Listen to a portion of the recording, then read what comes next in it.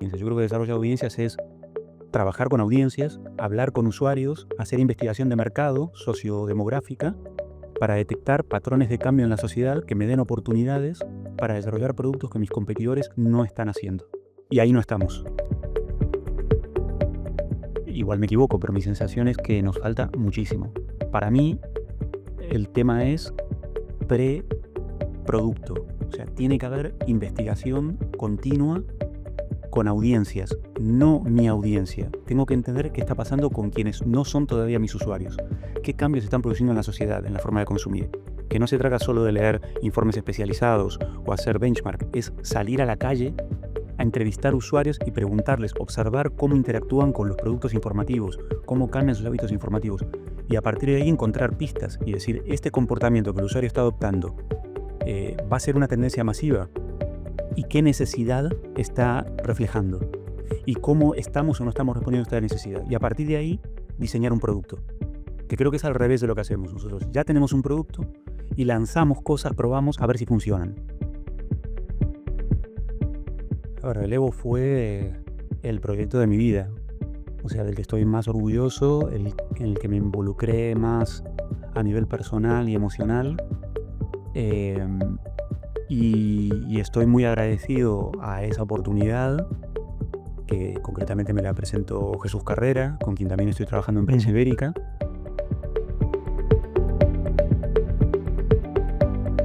En los últimos años, cuando hablamos de transformación en los medios de comunicación, solemos hablar de audiencias, de plataformas, de data, de modelos de negocio, pero hay un término cada vez más presente: producto.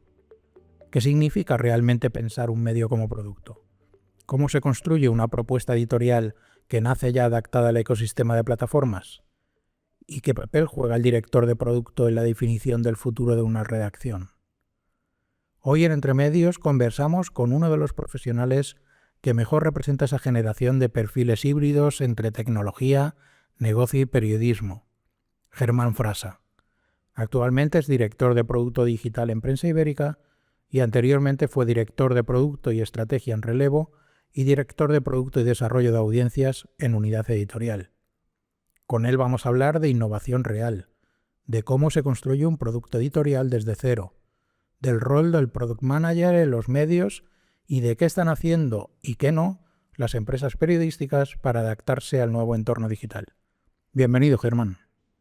Gracias por la invitación, gracias por estar aquí, es un honor. Pues nada, pues sobre todo muchas gracias para ti porque, bueno, vamos a intentar hoy aprender un poco sobre producto, ¿vale? Y sobre otros temas que te interesa a ti hablar relacionados con producto dentro de un medio digital.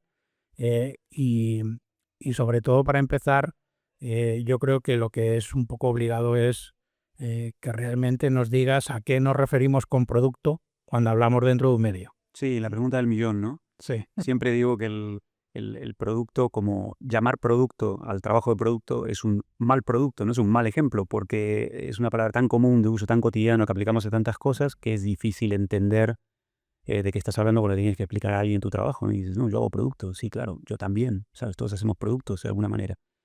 Yo, por explicarlo en los términos más sencillos que sea posible, es el trabajo de coordinar equipos diversos, como si un arquitecto construye una casa y tiene que interactuar con fontaneros, con pintores, con carpinteros, con albañiles. Pues aquí se trata de lo mismo, pero son oficios digitales, y se trata de hablar el idioma de todos esos gremios, por así decirlo, para construir un producto coherente que tenga sentido desde el punto de vista del usuario, ¿no? Yo siempre interpreto mi trabajo como tratar de llevar a las empresas en las que trabajo una cultura de aprender a mirar con los ojos del usuario, Ajá. ¿no? Hay una frase de un proverbio de Antonio Machado que dice, el ojo que ves no es ojo porque tú lo veas, es ojo porque te ve. Y todos tenemos ese problema, ¿no? Si el ojo es el usuario, creemos que el usuario es usuario porque le tenemos ahí. Y no, el usuario es usuario, porque consume, porque está juzgando tu producto, porque está sacando conclusiones acerca de él y porque está decidiendo si se va a quedar o si va a volver mañana, ¿no? Entonces, creo que no, las organizaciones, sobre todo en medios, las organizaciones tradicionales, no están estructuradas para tratar este tema de la manera que merece, ¿no? Por la importancia que tiene. Entonces, producto busca corregir ese defecto. Cuando yo me pongo a hablar y nos vamos reuniendo con los diferentes medios con los que trabajamos y vamos conociendo a diferentes equipos, diferentes roles profesionales. Cuando llego al rol del jefe de producto, por ejemplo, siempre me da la sensación de que es un poco como el hombre orquesta, ¿no? En el sentido de que tiene que trabajar y tiene que lidiar con muchos departamentos dentro de lo que es un medio de comunicación, ¿no? Yo que me ciño más en la parte editorial, más en la parte de la redacción, no tanto en equipos comerciales ni de publicidad, siempre me da esa sensación, ¿no? Realmente, los que trabajáis producto o los que tenéis responsabilidad en la gestión del producto de un medio de comunicación, ¿tienes que trabajar prácticamente con todos los departamentos? ¿Es un trabajo muy transversal o estáis muy centrados en alguno muy concreto? No, yo diría que trabajamos con todos, porque aunque el usuario solo ve la interfaz y el contenido, obviamente hay una tríada de equipos que es muy importante, que es diseño, contenido y tecnología, sobre todo la parte de frontend, pero al final el trabajo con el equipo legal es importantísimo para entender cuestiones de datos personales, directivas europeas, propiedad intelectual, etcétera. La parte comercial es fundamental, ¿no? En la prehistoria del producto hacías los mockups y los prototipos y no tenían publicidad, venían limpios, ¿no? Entonces cuando los terminabas de construir, venía la decepción en los equipos internos. Era tan bonito cuando lo teníamos bueno, no era Figma en aquella época, ¿no? Pero en el Figma quedaba tan bien, ahora que le hemos puesto la publicidad, entonces publicidad también, la explotación comercial, no, hablas prácticamente con toda la compañía. ¿Y en qué momento un medio, mm, en el contexto digital, con todos los años que llevas trabajando con diferentes medios de comunicación, en qué momento un medio, por ejemplo, deja de pensar, empieza sueltas, me refiero a proyectos sueltos dentro de una estrategia digital y empieza a pensar más en el producto como algo totalmente global a toda la estrategia del medio? Vale, yo te voy a contar mi experiencia que está muy sesgada por el tipo de marcas con las que me ha tocado trabajar, que son marcas legacy. En mi editorial, Marca, Mundo, Expansión, Telva, en el caso de Vocento, bueno, un poco diferente porque sobre todo fue la experiencia de Relevo, que era un producto nacido de manera nativa desde cero, pero también en Prensa Ibérica estoy trabajando con una cantidad de periódicos locales, la mayoría de ellos, que vienen de la época del papel, ¿no? Entonces yo creo que la toma de conciencia de la importancia del producto llega cuando te das cuenta de que esas marcas legacy, con ellas ya no puedes estirar más el chicle en el mundo digital. No sé si se entiende la metáfora, ¿no? Sí, Tú tienes un valor que has heredado del mundo analógico y ese valor te garantiza una renta en términos de audiencia, de comercialización, de suscripciones y tal. Por supuesto, todos los negocios tienen una visión de crecimiento y llega un punto en el que te das cuenta de que solo con esa herencia no puedes y tienes que empezar a construir algo.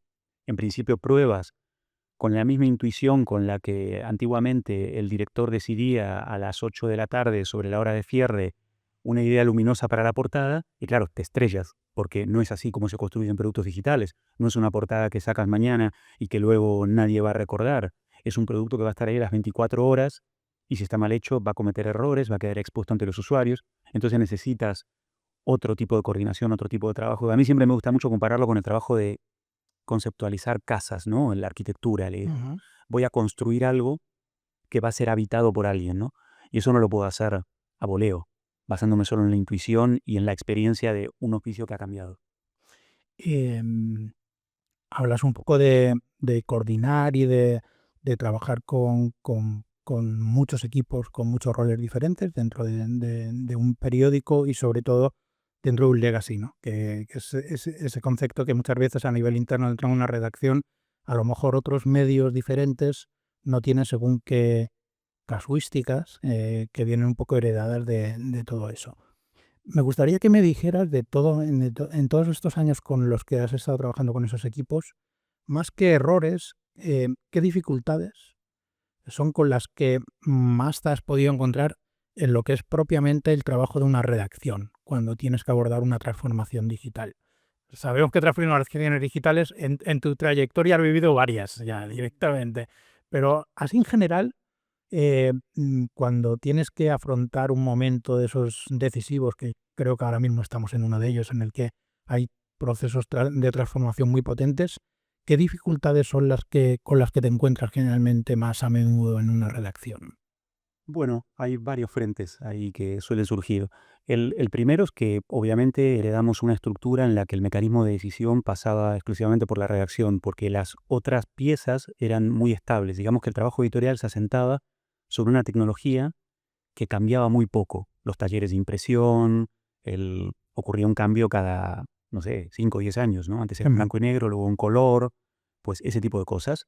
Entonces eso le permitía al periodista tener momentos de iluminación, de inspiración, y eso era relativamente fácil de pintar, ¿no? Y si me equivocaba, al día siguiente pues hacía otra cosa y avanzaba. Entonces, ese cambio de que lo que tengo que hacer ahora no es tan fácil y que mis decisiones se quedan para siempre flotando en el ciberespacio como chatarra espacial, ¿no? Y que por lo tanto yo tengo que ser cuidadoso, tengo que buscar un equilibrio entre la agilidad de investigar cuál es el producto ideal para el usuario y la responsabilidad de construirlo técnicamente bien para no pasar un papelón por lo que estoy sacando no tiene la calidad mínima necesaria para Ujú. que el usuario aspire, ¿no?, a Sí. tener. Entonces, ese equilibrio, esa tensión es muy difícil de entender, ¿no? Y el hecho de que Internet ha creado la percepción de que todo es fácil, ¿no?, de que ahora la tecnología está al alcance de todo el mundo y tal, eso genera más ansiedad en el periodista en el sentido de, pero si yo lo veo todos los días, si esto lo hace cualquiera, ¿no? No. Entonces, ese es un gran problema. Y para mí el otro problema enorme es el de aprender a mirar las cosas con los ojos del usuario. El periodismo, paradójicamente, que es una profesión de servicio público que está supuestamente muy volcada hacia afuera, los periodistas, pese a eso, somos muy introspectivos, ¿no? ¿Creer que, por ejemplo, esto que acabas de decir, porque esto a mí me rompe la cabeza muchas veces, ¿no? Ese concepto de que yo veo al periodista como un gran profesional, Ujú. muy bien preparado para contar historias, pero que muchas veces, y sobre todo desde que todo lo digital se ha ido desarrollando, eh, posiblemente cada vez trabajamos con audiencias más variadas, ¿no? Muchísimo más variadas, además de que estén más fragmentadas, todo lo que... em, ese concepto de que muchas veces no eh, tenemos la capacidad, o el periodista tiene la capacidad de contar una historia muy buena, pero que luego tiene la dificultad de hacérsela llegar de una manera efectiva a la audiencia que le interesa ese contenido, esa historia. Em, ¿Crees que, por ejemplo, en estos, pongamos, últimos 10 años, ¿vale? Desde el surgimiento de las redes sociales, más o menos, em, ¿crees que los equipos de audiencias en las redacciones de los medios de comunicación en los que tú has trabajado, que son sobre todo muy convencionales, eh, han sufrido o han sufrido una evolución muy grande, los equipos de audiencias? Creo que han sufrido una evolución muy grande y creo que no es suficiente No es su... todavía, ¿sabes? Yo siempre bromeo tengo muchos amigos en la comunidad SEO, Ujú. grandes profesionales, y siempre bromeo con que mm, aquí no hacemos desarrollo de audiencias, aquí hacemos SEO Plus, ¿no? O sea, hacíamos SEO. Y ahora, como el SEO presenta nuevos desafíos, la topología SEO es más compleja, está Discover, está el carrusel de noticias, está Google News, están, bueno, pues varias cosas, entonces está lo orgánico. Lo eh, hemos ido a un siguiente nivel de complejidad, que para mí no es exactamente desarrollo de audiencias. Yo creo que desarrollo de audiencias es trabajar con audiencias, hablar con usuarios, hacer investigación de mercado sociodemográfica para detectar patrones de cambio en la sociedad que me den oportunidades para desarrollar productos que mis competidores no están haciendo. Eh, Y ahí no estamos. en general, sí, opino como tú que hay una parte, a mí me genera mucha curiosidad, por ejemplo, en la parte de cuando tenemos que trabajar, yo trabajo mucho en la parte de redes sociales, de social media, y hay que trabajar en la parte de las comunidades, ¿no? Y me genera mucha curiosidad que la industria de los medios de comunicación, que realmente debería ser la industria más susceptible de tenerle el pulso pillado a las audiencias, a la ciudadanía, eh, me genera mucha curiosidad que los profesionales que trabajan toda la parte digital de los medios, y posiblemente porque no tienen recursos o porque no les da la vida, eh, la parte de generar contenido, distribuir contenido, etcétera, es la que más ha estado trabajando, más Mm. esfuerzos ha hecho, pero sin embargo, una vez ese contenido llega a la audiencia y qué hace la audiencia, cómo utiliza ese contenido, si le gusta, si no le gusta, si se puede mejorar o se puede monetizar más esa audiencia, eso se ha trabajado muy poco. Sí. cuando por ejemplo, en otros sectores como la comunicación política es lo que más se trabaja. Exacto. Es lo que más se trabaja, es lo que más foco se hace. Em, ¿Crees que todo, por ejemplo, la integración o cuando las plataformas tecnológicas como Meta, como TikTok, etcétera, empiezan a- a aparecer y empiezan a influir en el mundo de la industria de los medios de comunicación? ¿Crees que todo eso que ha estado sucediendo durante estos años, cosas buenas, cosas malas, llega un momento en el que ahora mismo sí que los equipos de las redacciones de los medios sí o sí tienen que plantearse hacer un foco mucho más intensivo en ese trabajo de audiencias? Sí, sí. Yo Pero ¿crees que no se está haciendo? A ver, tampoco tengo un ojo en cada una, Mm, hablo con los colegas, tengo una visión de cómo está el mercado y cómo está el grado de evolución en otros grupos. Igual me equivoco, pero mi sensación es que nos falta muchísimo. Para mí, el tema es preproducto. O sea, tiene que haber investigación continua con audiencias, no mi audiencia. Tengo que entender qué está pasando con quienes no son todavía mis usuarios. ¿Qué cambios se están produciendo en la sociedad, en la forma de consumir? Que no se trata solo de leer informes especializados o hacer benchmark, es salir a la calle a entrevistar usuarios y preguntarles, observar cómo interactúan con los productos informativos, cómo cambian sus hábitos informativos. Y a partir de ahí encontrar pistas y decir, este comportamiento que el usuario está adoptando va a ser una tendencia masiva y qué necesidad está reflejando y cómo estamos o no estamos respondiendo a esta necesidad. Y a partir de ahí, diseñar un producto, ujú. que creo que es al revés de lo que hacemos nosotros. Ya tenemos un producto y lanzamos cosas, probamos a ver si funcionan, ¿no? Y creo que nos falta un foco más claro en quiero conquistar esta audiencia. Y para conquistar esta audiencia voy a satisfacer estas necesidades específicas de esta audiencia con estos productos. ¿Crees que posiblemente uno de los motivos por los que no se haya afrontado ese trabajo de manera intensiva puede ser que el foco de los medios de comunicación y lo digital durante varios años, por ejemplo, con la participación de las plataformas, de las grandes plataformas tecnológicas, eh, pasó una fase en la que dentro de los modelos que estaban establecidos de negocio se trabajaba eso simplemente como un generador de tráfico, y decir que eso tenía una consecuencia directa dentro de los equipos, ya sean de equipos de social media o los propios redactores, en los que como, entre comillas, lo único o lo más importante que interesaba en ese momento era la generación de tráfico. El objetivo era conseguir el tráfico como fuera, independientemente de que si esa audiencia realmente la podías sacar mucho más beneficio, etcétera. ¿Crees que eso ha podido ser uno de los motivos por los cuales los equipos no han profundizado en esos trabajos? Te diría que es el motivo. Ujú, Llevamos 15 años drogándonos con tráfico.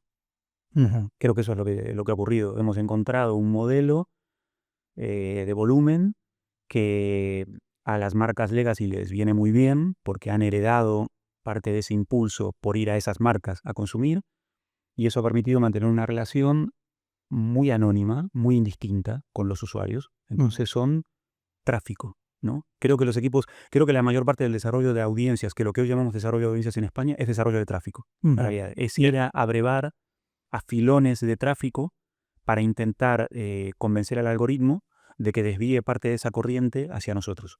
Eso puede ser el inicio de un funnel de construcción de audiencia, no digo que no, pero no es una estrategia de audiencia, no es desarrollo de audiencias. El desarrollo de audiencias es leer qué pasa en la sociedad e ir con intención y con propósito a conquistar un sector de la sociedad porque entendemos que está pasando algo con ese sector que no está siendo satisfecho ahora mismo por el resto de los competidores. Y en ese escenario que planteas, que es, por decir de alguna manera, la foto fija que estamos viviendo, volviendo un poco al rol de los responsables de producto, de las personas que trabajáis el tema del producto en los medios, em, a nivel de dirección o de liderazgo de producto, ¿cómo ves tú ahora mismo que vuestros equipos de producto deben de gestionar toda la actual relación que pueden tener los medios de comunicación con las plataformas tecnológicas como TikTok, Instagram? Es decir, eh, ¿qué rol cumplís ahí, además de en sí mismo el producto? ¿Qué podéis aportar? en esa parte. Depende de la estrategia y depende de la definición del rol de producto dentro de cada grupo. Ujú. Yo he ido rotando entre tareas de producto puro, como las que tengo ahora, y cuando digo producto puro quiero decir que me concentro exclusivamente en el producto de creación propia que consumen nuestros usuarios, le hace web y app. No estoy involucrado de manera directa en este momento en el desarrollo de la actividad en redes sociales, por ejemplo, en plataformas. Pero sí lo estuve en relevo, tanto en la parte de desarrollo de audiencias como en la parte específica de creación de contenido para redes sociales, y lo estuve de manera intermitente en algunos periodos en En vía audiencia. editorial con desarrollo de audiencias. Entonces yo creo que depende mucho de la estrategia. Si la estrategia es la de un medio como Relevo, por ejemplo, donde las redes sociales eran tan importantes que lanzamos en ellas 5 meses antes de tener nuestro sitio web, claro, tienes que estar ahí a tope. Y yo veo que el punto de unión es lo que comentábamos hace un minuto. Hablar con los usuarios, investigar con los usuarios. Eso tiene que ser un punto de partida no solo para producto, sino para estrategia de plataformas, para desarrollo de audiencias. De ahí salen los insights que tienen que informar cómo tiene que ser todo. Mm. Em, en esta parte, aunque tú ahora no te centres en la parte de plataformas dentro de Prensa Ibérica, eh, pero claro, has tenido una experiencia muy intensiva en relevo, ¿no? Eh, ¿Crees que ahora mismo, en general, hablo en general, porque ahí podríamos también estar hablando mucho tiempo, pero crees que dentro del ámbito de los medios de comunicación, eh, la relevancia de las plataformas está como muy sobredimensionada? ¿O crees que realmente es un factor muy, muy, muy relevante todavía dentro de los medios de comunicación? Es que no es relevante para los medios de comunicación, es relevante para la sociedad. Yo soy muy determinista con los medios de comunicación, como muy de la escuela de McLuhan, ¿sabes?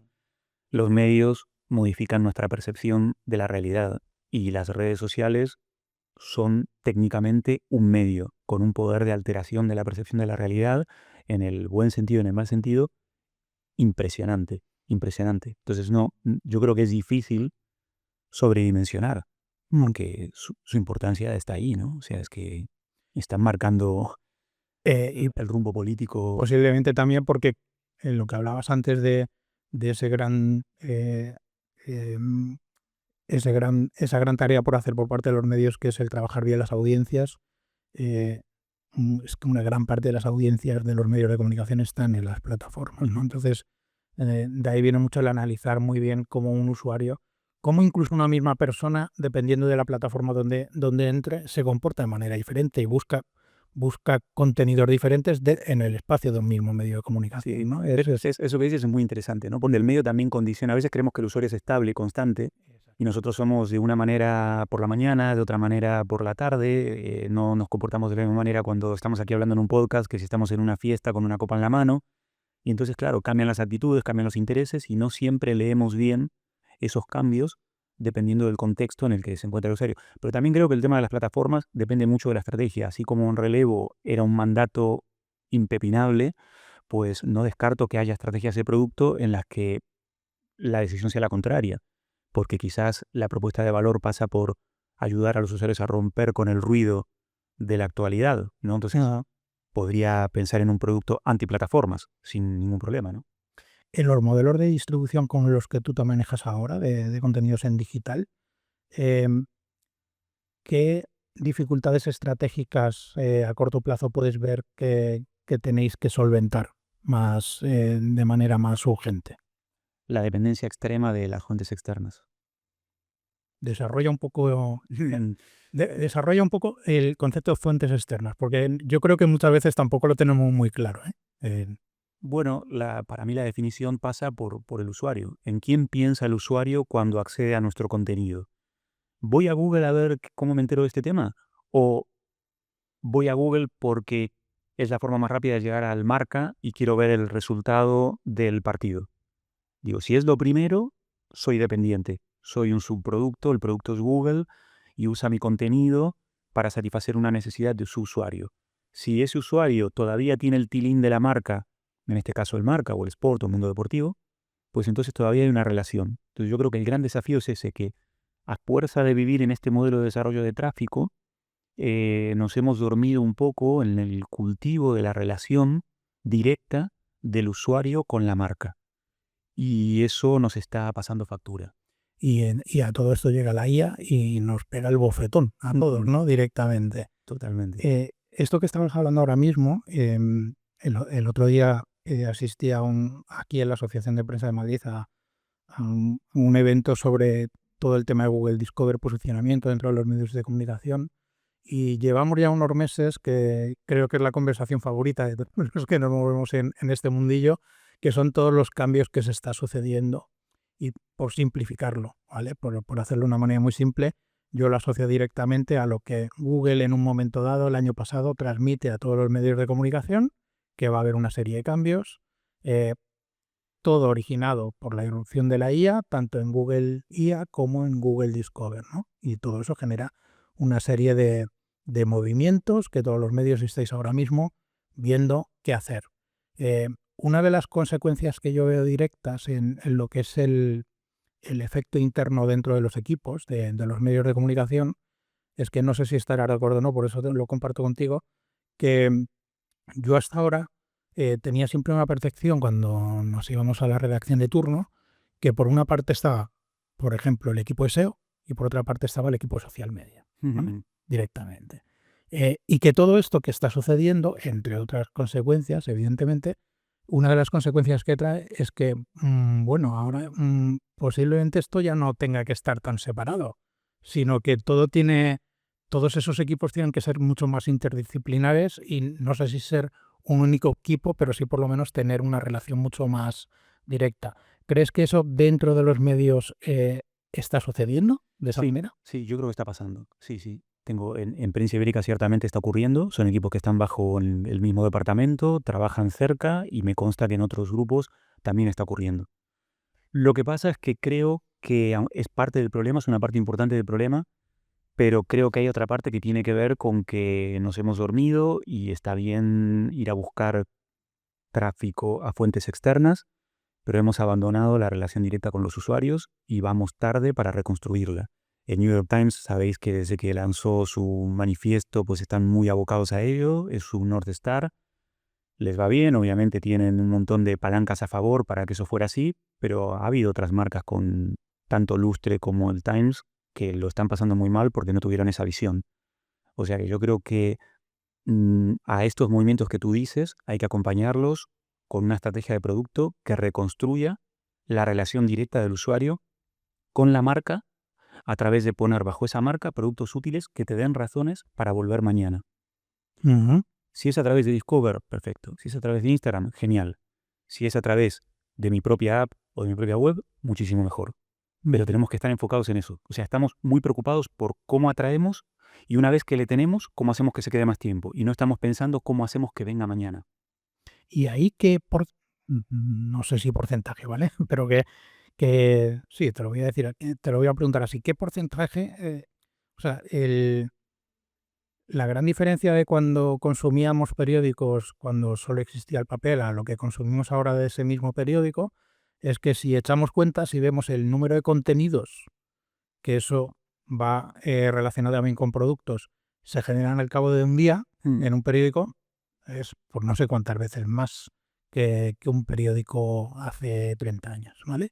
Em, Dentro de esa gran oferta de contenidos que un periódico puede tener para sus audiencias, em, de esto que estabas hablando ahora mismo, ¿te refieres también a los propios contenidos informativos o al resto de otros contenidos que puede tener un medio de comunicación que va más relacionados con el servicio público, con la utilidad, con que un ciudadano entre para que ese periódico sea algo útil, no solo a la hora de informar? A ambas cosas. A los contenidos me refiero desde acciones tácticas que a veces estamos frente al típico dilema. El otro día lo hablaba con unos compañeros. Escribimos contenidos largos porque ahora en Internet podemos, pero igual no nos compensa.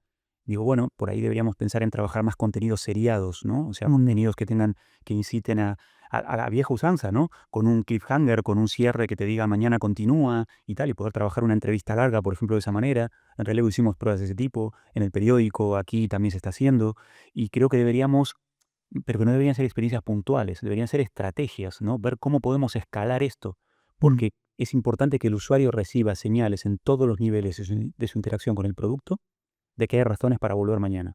Tenemos que construir hábitos, porque si no salimos todos los días a pescar, ¿no? A pescar a Discover, y dependemos de si el algoritmo está resfriado o nos guiña el ojo o no.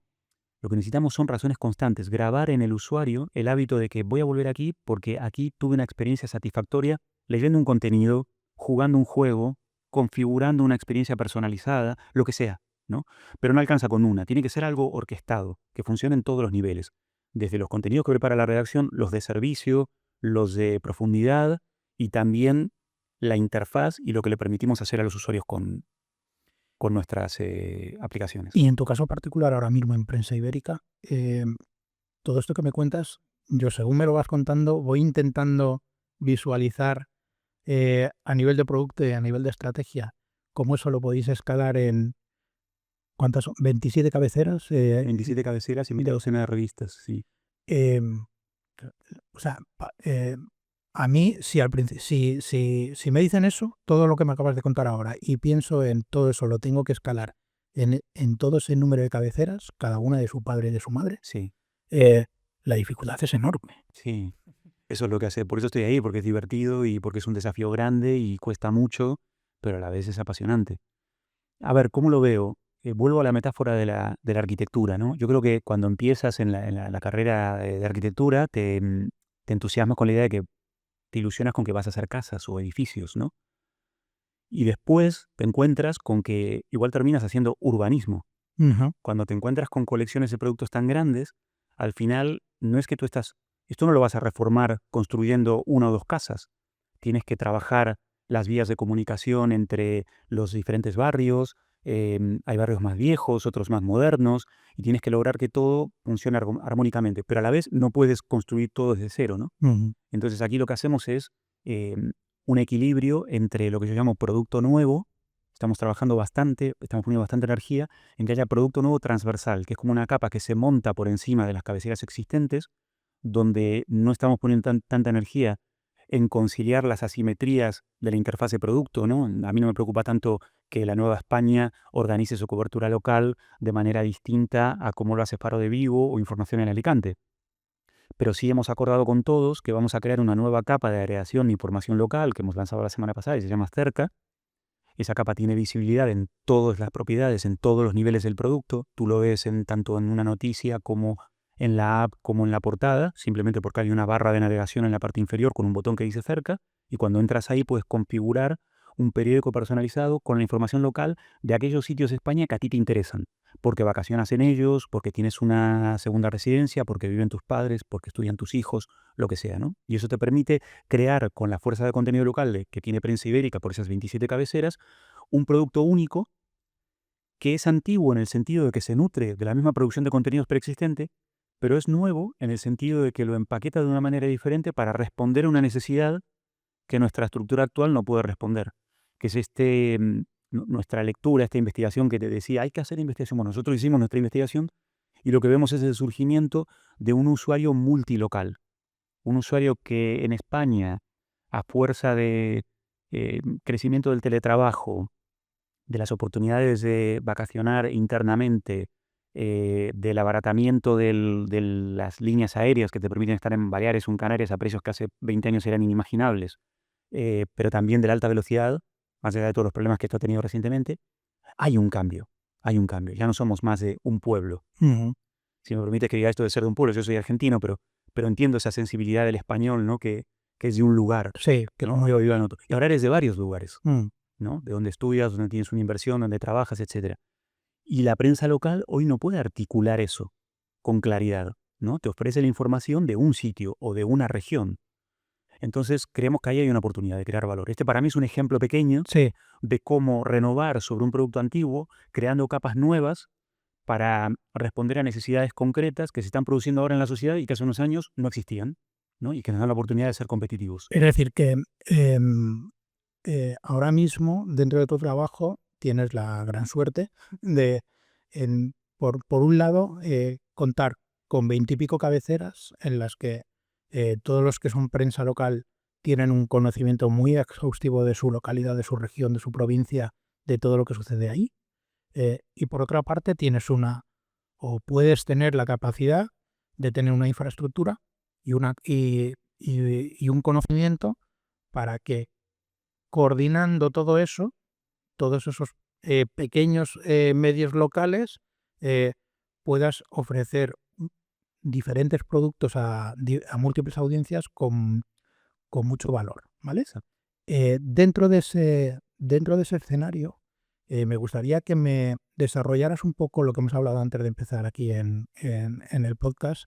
eh, el uso que estáis haciendo de la inteligencia artificial, no hablemos de la inteligencia artificial generativa, de generar contenidos periodísticos, sino en ese back office que tú tienes, de todo eso, de todo ese proceso que tú me has explicado ahora.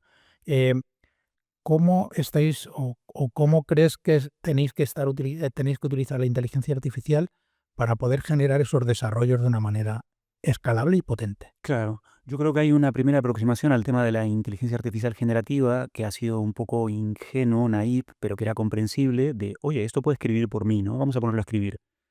Y claro, eso tiene unas implicaciones a nivel de cobertura periodística brutales. Pero luego nos pasa lo que yo llamo la paradoja del 90%, ¿no? Que Mm, es que escalas muy rápido en el producto que generas hasta un 90% de satisfacción.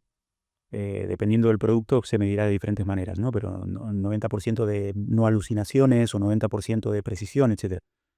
Y ese último 10%, recorrer ese último 10% para llegar a ese nivel de satisfacción que te garantiza sacar con tranquilidad un producto de cara al usuario final, es muy difícil de recorrer.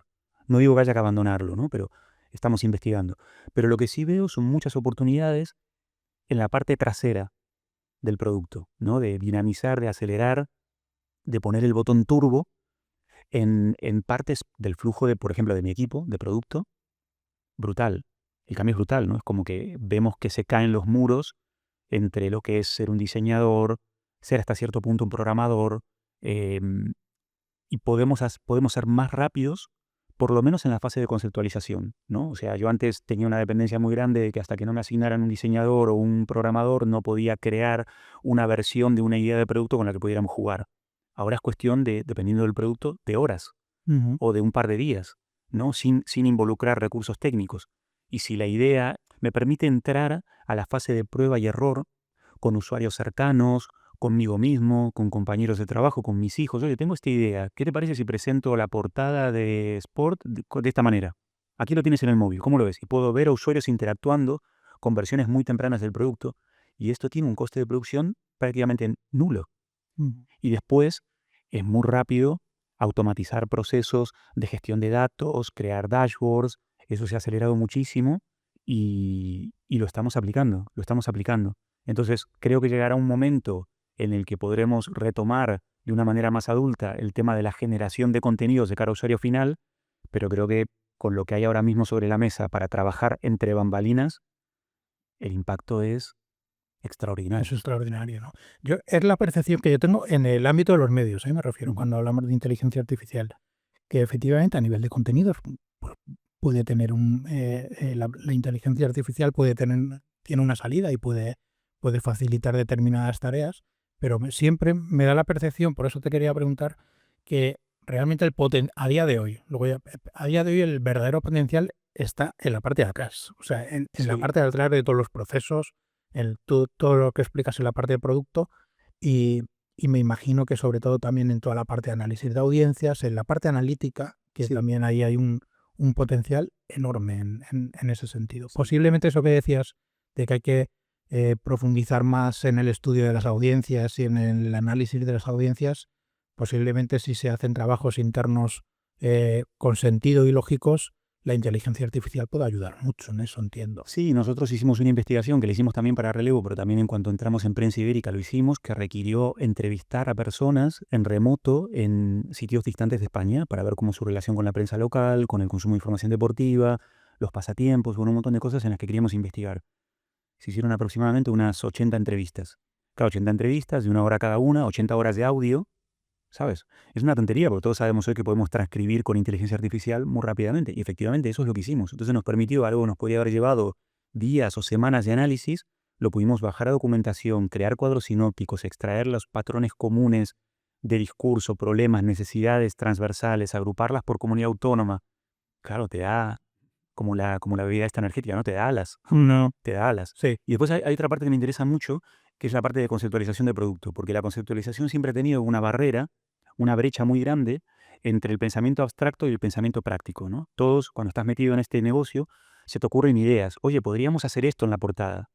Y si tienes dificultades para crear una prueba rápida, material, tangible, no puedes descubrir cosas que seguramente van a afectar de manera radical a tu idea.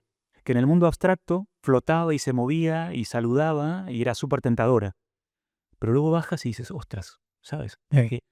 Y con pruebas de concepto montadas con IA, en 5 minutos te das cuenta de dónde cogea la idea, Ujú. ¿no? Y dices, antes de crear el producto, invertir en el coste de creación y descubrir, porque mis usuarios me lo dicen, que esto no funciona como concepto, tengo la oportunidad ahora de crearlo rápidamente, probarlo y decir, aquí no, yo creía que esto cuajaba bien, pero no cuaja.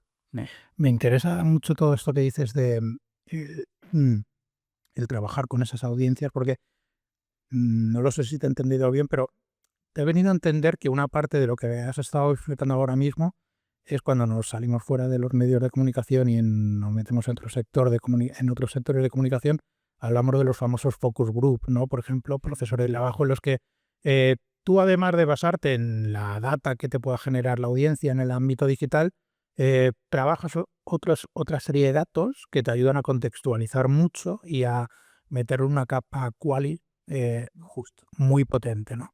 Eh, Sin ser tú un responsable de analítica, ¿vale? Sí que me gustaría que de todo esto que hemos hablado hasta ahora y con todo lo que has explicado, em, cuando llegamos a la parte de las métricas, que como siempre me dice Antonio, es la parte más aburrida, pero bueno, parece que también me gusta más, em, en general en un medio de comunicación, em, no te voy a decir eh, que me hables sobre métricas, pero sí te voy a preguntar que me digas como un par de métricas que comúnmente hemos estado utilizando como un mantra y que ya, por la situación en la que estamos viviendo, ya no tienen mucho sentido. Ya- Has hablado antes del tráfico, ¿no? Y por lo tanto ahí ya puedes dar un poco de pistas, pero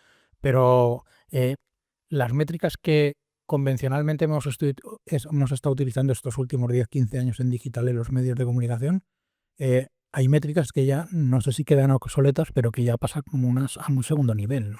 Es que para mí la única métrica importante es cuál es el grado de relación que tiene el usuario con mi producto.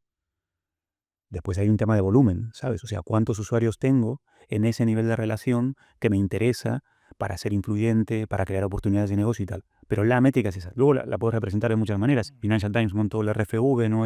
Recency, Frequency y Value, combinando temas de cuánto fue la última vez que me visitó, cuánto ha consumido, y eso me permite tener una idea de la relación que tengo con...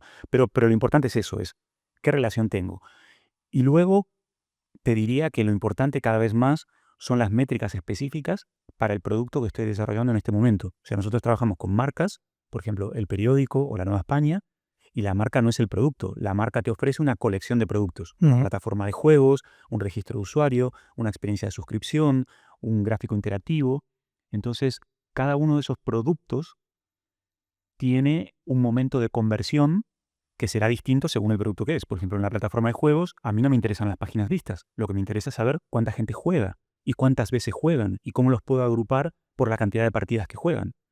Entonces creo que falta eso, ¿no? Como que falta una dinámica, una gimnasia de acostumbrarnos a que para este producto en el que estoy enfocado ahora, mis métricas claves son estas, que no pueden ser las genéricas que tenemos históricamente en la casa. Bueno, estamos en un mercado que sigue hablando de usuarios únicos mensuales en GFK o en Comscore o en el Sí. que toque, ¿no? Mm.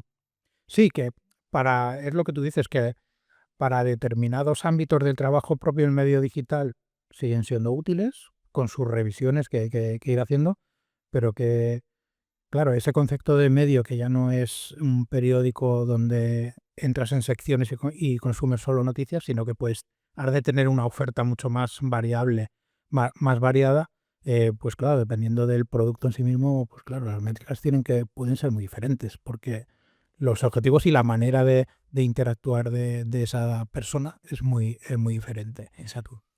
Eh, te voy a hacer una pregunta ahora mucho más dentro de todos los años que has estado trabajando en los medios de comunicación, eh, mucho más mundana, no tan técnica, ¿vale?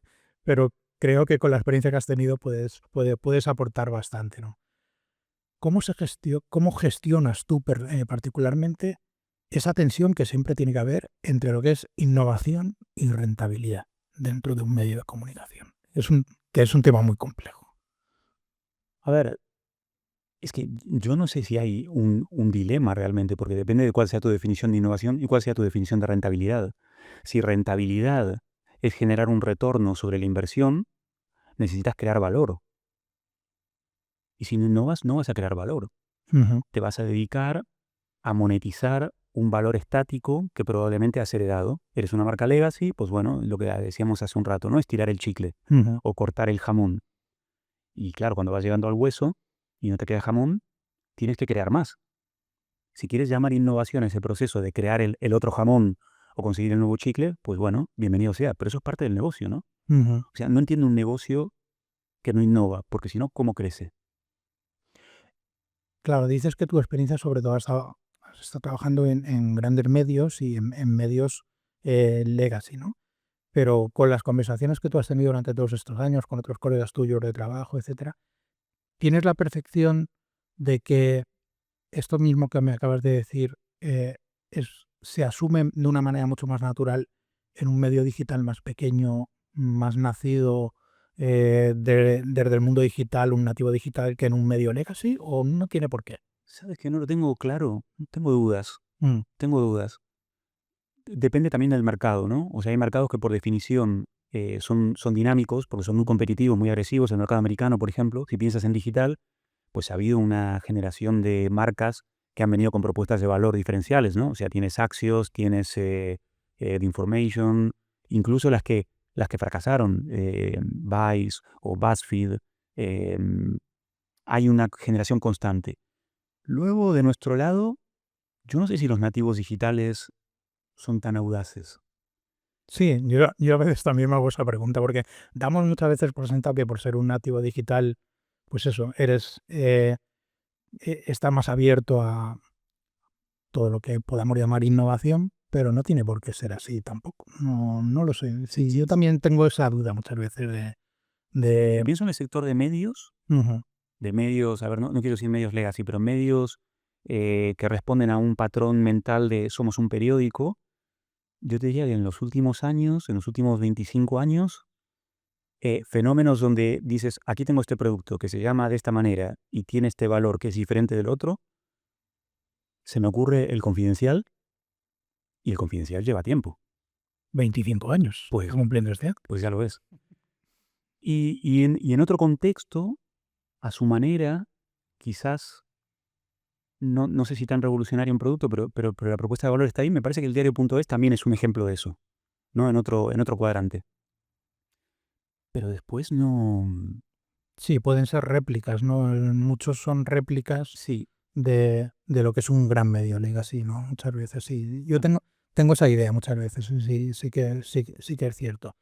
Eh, Hablando de proyectos y de medios, vamos a hablar un poco de relevo. Sí, genial, me encanta. Porque em, a mí, yo creo que a muchos con los que hablo y con los que nos relacionamos, em, el- cuando hablamos de relevo tenemos sentimientos como Encontrados. muy encontrados, ¿no? Suéltalo, ¿Eh? suéltalo. A mí es uno de mis temas favoritos, así que. Entonces, y yo lo o sea, por temas internos de nuestro trabajo aquí en nuestra empresa, que ya sabes que tenemos productos donde apostamos mucho por lo vertical y todo, em, tengo muchas sensaciones como eh, mi primera sensación después de todo lo que ha pasado es qué pena, ¿no? Sí. Es como decir, qué pena porque sin meterme en temas de rentabilidad o en temas de modelo de negocio, como producto en sí, eh, es que era un productazo. Ujú, gracias. Era un productazo y de hecho cuando ibas a hablar con cualquier colega de otro medio de comunicación, se hablaba de relevo, ¿no? Porque era un concepto Pues lo que tú has contado al principio de la entrevista, ya de hecho el primer, aunque puede ser simplemente un detalle, pero el hecho de que un medio salga y todavía no tenga web, era como la gente, estábamos todos, incluso los que trabajamos mucho en el mundo de las redes, estábamos como descolocados, ¿no? Como, bueno, ¿qué concepto, no? Pero sí que me gustaría, hablando sobre relevo, eh, primero, en la parte tuya particular, personal, ¿qué significó para ti cuando, no sé cómo fue, pero en el momento en el que te propusieron eh, liderar y formar parte de un proyecto como este? eh, ¿Qué es lo primero cuál fue tu primera sensación a la hora de decir, me voy a meter en todo esto"? A ver, Relevo fue el proyecto de mi vida, o sea, del que estoy más orgulloso, en el que me involucré más a nivel personal y emocional. em, y estoy muy agradecido a esa oportunidad, que concretamente me la presentó Jesús Carrera, con quien también estoy trabajando en Prensa Ibérica, porque, ¿sabes qué pasa? Cuando uno se mete en el tema de producto, lees los libros clásicos de la materia, ¿no? Que no son muchos. Está el Inspired de Marty Kagan, bueno, toda la serie de libros que escribió él en el Silicon Valley Product Group, Melissa Perry, Teresa Torres y tal, y vas soñando con un montón de cosas que son difíciles de llevar a la práctica. Ellos te dicen, oye, la cultura de producto es estar orientado a resultados, enfocado en datos, pero trabajando con usuarios. Esto que te contaba antes, trabajando con usuarios reales, no esa capa cualitativa de entender qué les pasa. En equipos realmente motivados, que no son equipos de mercenarios, sino de misioneros, porque eso te permite extraer un valor de ellos, un valor profesional, que en una relación mercenaria no vas a obtener nunca. Hay un extra, una milla extra que todos tenemos dentro, cuando realmente estamos emocionados con lo que estamos haciendo, ¿no? Entonces, claro, uno siempre soñaba con eso. Y decía, "Oh, ojalá fuera posible, tal, trabajar codo con codo, con una reacción, con esa sensación de el agua al cuello, si no lo sacamos juntos entre todos, pero a la vez la locura de vamos a ser audaces y la racionalidad de vamos a hacerlo con unas hipótesis y audiencia y tal". Y lo que me vendieron fue esto cuando me llamaron para trabajar en Relevo. Mm. No es que me vendieron eso expresamente, es que me dijeron, mira, aquí tenemos una hoja en blanco. El objetivo está claro, el grupo quiere tener una cabecera deportiva. Vale, pero ¿cómo es esa cabecera? No lo sabemos. Para mí eso es fantástico, ¿sabes? O sea, el inicio de una buena estrategia es que el negocio tiene claro lo que quiere, pero no tiene claro el producto con el que va a lograr ese objetivo de negocio que quiere lograr. Una pregunta, pero cuando te dijeron no lo sabemos, eh, y me imagino que en parte por eso te llaman y dicen, métete en esto, eh, te decían no lo sabemos, pero también te decían, pero no queremos ser otro medio deportivo al uso como ya existían, o tampoco te planteaban eso. No, estaba claro que había ambición, Ujú. estaba claro que querían impactar, que no querían quedarse en otro intento más, y a mí eso me daba más combustible, ¿no? Más entusiasmo.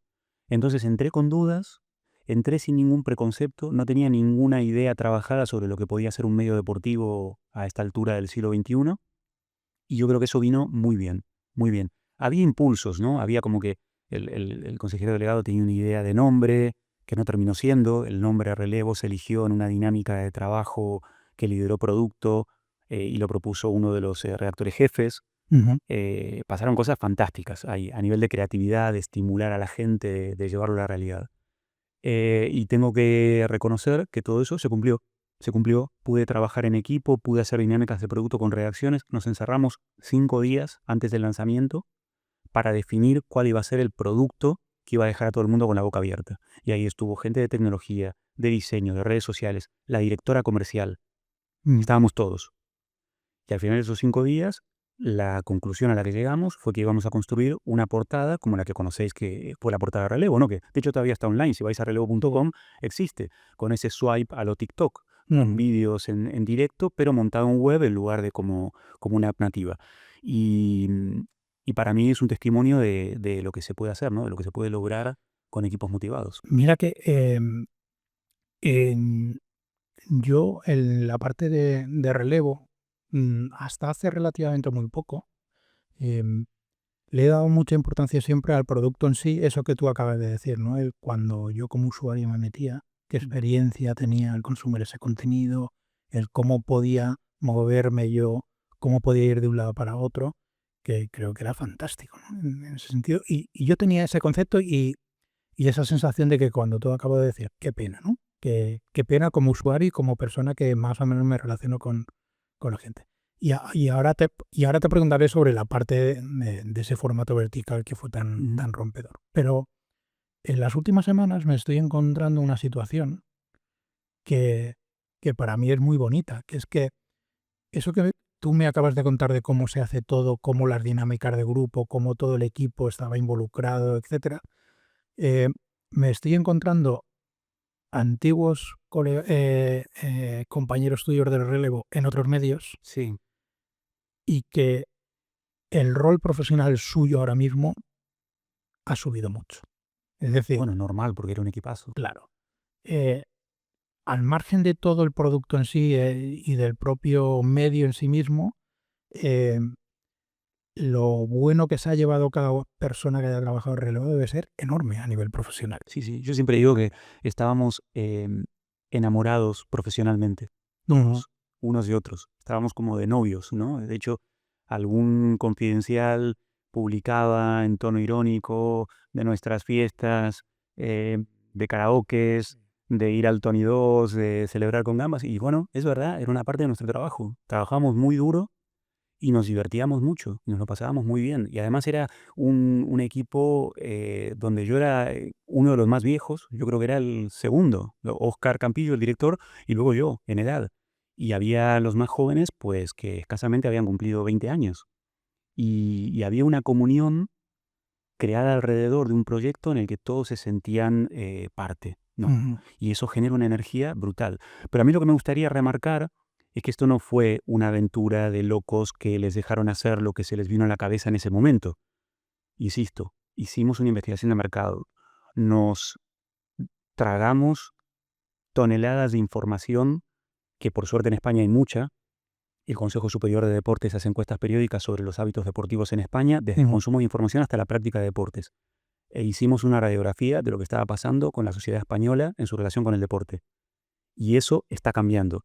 Las hipótesis de relevo, más allá de la decisión empresarial, que me parece totalmente respetable, soy muy respetuoso con el dinero de los demás, de eh, ante un cambio de equipo directivo, el nuevo equipo directivo no considera que el plan de negocio original a 5 años tiene sentido seguir apostando por él, porque es un plan que en el camino a la rentabilidad demanda una fase inicial de crecimiento donde hay que invertir, pero las hipótesis de producto Ahí están. se verificaron, Ujú. ¿sabes? Esto no era una cosa cookie que veías tú y decías, ay, qué chulo porque eres un experto en temas digitales y te mola ver una portada tiktokera. Ujú. Es porque a nivel de tráfico, Relevo en su último tramo llegó a superar en 2 meses seguidos en GFK al Sport, a uno de los 4 grandes, justo el del Grupo Pérez Ibérico para el que trabajo. Le superó en audiencia media diaria. Ujú. Ese era el objetivo, ese era el plan desde el principio, de colarse entre ellos y estábamos empezando a alcanzarlo. En TikTok era el medio deportivo en español más visto, pero no por una diferencia pequeña, por una diferencia abrumadora. Para que te des una idea, en millones de vídeos vistos por mes, lo normal para un marca, para un as, eran números de 15 millones de vídeos vistos, 30, un buen mes 40. Relevo se movía en el entorno de los 125 millones de vídeos vistos en TikTok, con menos seguidores, la mitad o menos de los seguidores que tiene marca.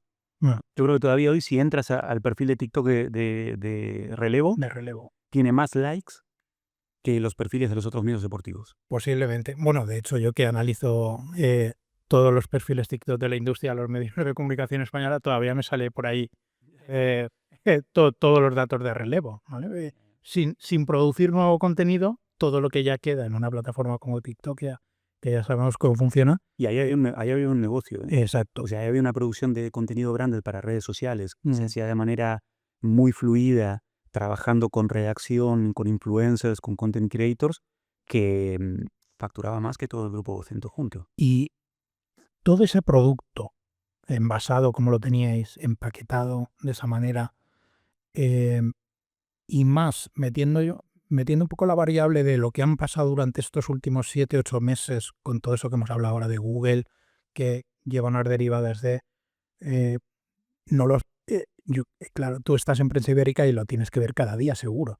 Que es que hay una percepción dentro del mundo de las redacciones y de los que tienen que crear el contenido digital, que es que hay que apostar por el contenido vertical y que eso trae unas connotaciones internas enormes. No es tan fácil el preparar a los equipos para hacer todo eso. Todo eso que llegasteis a construir en Relevo, ¿crees que es factible que pueda replicarse en otro proyecto de ese tipo en en el escenario actual de los medios en España? Sí, no sé si con las mismas características. Lo que sí creo que es muy importante replicar es el modelo de trabajo. O sea, buscar espacios en el tejido de los medios donde puedas generar esto. Porque si eres capaz de generarlo, ¿sabes? Es como encender un fuego. Ujú. Es difícil generar la chispa, pero si la generas, es que vas en un avión.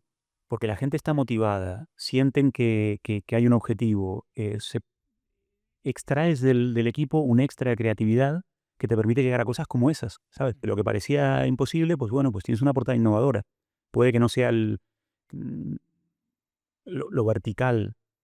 A ver, yo creo esto, mira, si hay millones de personas haciendo algo, no pueden estar equivocadas, ¿sabes? Me pasa mucho con toda esta movida del reggaetón, que la gente se queja y dice, el reggaetón es malísimo, tal, no, es una basura, mira, Bad Bunny y tal. Digo, chico, si hay millones de personas escuchando esto, es estadísticamente imposible que no haya por lo menos una parte de esto que tenga calidad, que tenga algo interesante. Y creo que con el producto pasa lo mismo, ¿sabes? O sea, si tienes millones de personas consumiendo video vertical, no te estás haciendo un favor si piensas que son todos unos tontos descerebrados que no tienen nada que hacer, porque está pasando. La Yo es pregunta que, es cómo vas a jugar tú con claro, eso. yo sí que creo, y además desde el año pasado, intentando analizar lo que sucede en las redes sociales, en los medios de comunicación en España, nos centramos dentro de análisis más macro, luego nos centramos un poco en, vale, vamos a intentar analizar por formatos qué es lo que está sucediendo, ¿no?